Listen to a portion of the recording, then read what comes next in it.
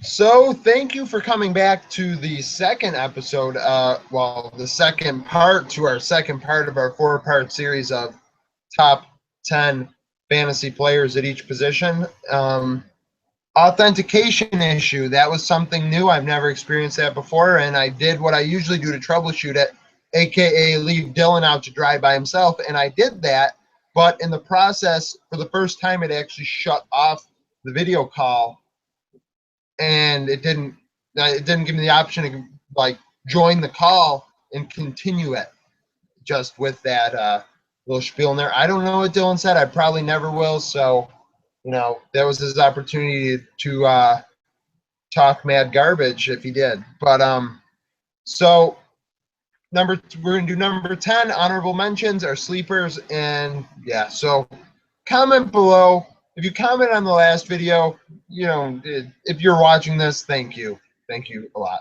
So Dylan, you had Sanders at number 9, and you did talk about him, right?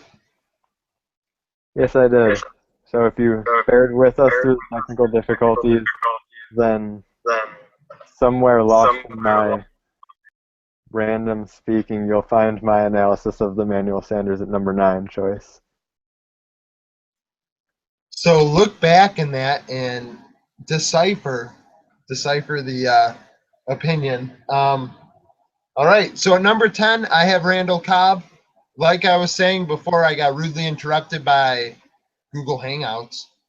I need, you have the dual threats in Detroit, Denver, and Green Bay, and you need to have one of each in there at least. And Randall Cobb is my number 10.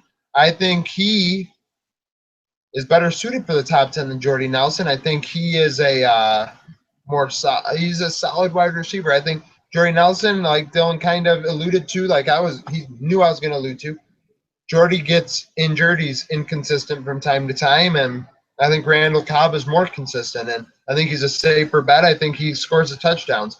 Jordy Nelson has a lot of big play potential, and I think that has more to do with luck than it does with skill. Not saying he's not a good receiver, because he is, but you can only have so many 70, 80-yard touchdowns before somebody's like, hey, if you take these away, he's still good, but he's not top 10 good. And I think Randall Cobb is a better receiver. I think he's going to have more receptions, and with that, also have more touchdowns. So Cobb is number 10 for me.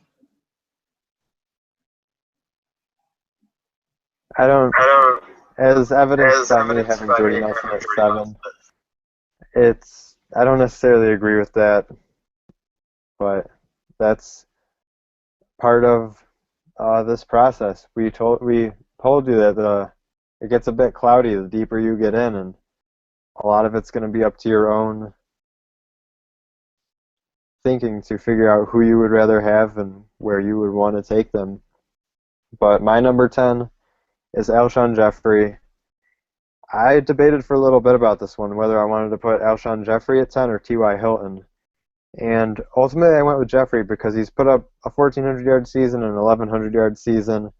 Brandon Marshall's gone. I am a very big Jay Cutler fan, so I think Jay Cutler will get him the ball. He's going to be the number 1 now, and he'll have a young guy under him in Kevin White at number 2. So I think Jeffrey will be in a good situation, a very good position to succeed this year. They've got the new coaches. John Fox is coaching Chicago now. And Hilton, he's obviously, since he was debated about top 10, will be in my honorable mentions, but I just couldn't. When I was looking at the two, I think Jeffrey just sounded better to me at the time.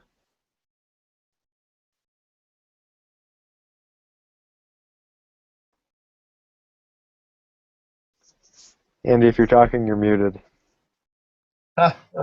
This is just so great. If you made it this far, thank you. Just like Dylan and I had said prior to really getting into this process, we had 9 of the top 10 the same, just different order. And with the exception of the Green Bay receivers, everything was pretty similar. And, it was kind of whatever order it was. Honorable mentions were very similar as well. I will not talk. I I do have Nelson and Hilton down, but I'll let Dylan talk about Hilton, and I think he's going to talk about somebody else. And I'm going to talk about more Evans and Hopkins. Evans was a very good receiver last year. I think a lot of people are looking at him to take another step forward this year.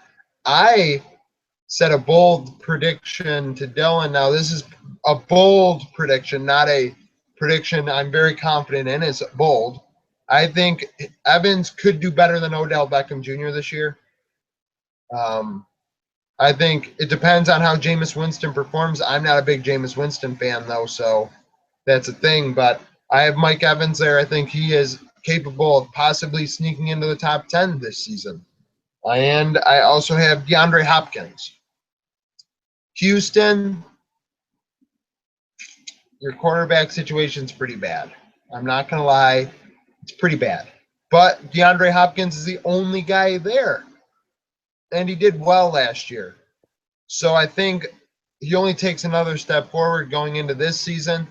And I think he may sneak into that bottom part of the top 10. You see a guy and you look at a guy like Alshon Jeffrey. He's had effort issues before. I like him a lot.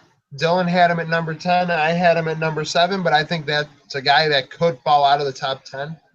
And I think, DeAndre Hopkins might have a very good season too and may fall into that 10 range. Dylan? DeAndre Hopkins, very good wide receiver. Houston with not so great quarterback. Sounds like a guy we've heard of before, and Andre Johnson. You never know. And Hopkins wasn't one of my honorable mentions. I hadn't thought about him much up to that point, but Andy made a good point. But using Andre Johnson as a transition, his presence in Indianapolis somewhat contributed to Hilton being my 11th guy. I think Hilton will be the number 1 receiver. I had Luck as my number 1 quarterback, and I think Hilton will put up great numbers this year. But Andre Johnson is going to put up stats. He can take the pressure off of Hilton, but he can also take away some yards and some touchdowns. And Andre Johnson could have a very good year with Andrew Luck at the helm and T.Y. Hilton opposite of him. So there's something to keep an eye on with that offense in Indy. Andy already talked about Randall Cobb. He was one of my honorable mentions. So we'll leave it at that. And my other honorable mention, Golden Tate. He had a fantastic year in Detroit last year, 1,300 yards. With a healthy Megatron opposite the field, he should still be able to put up some good stats.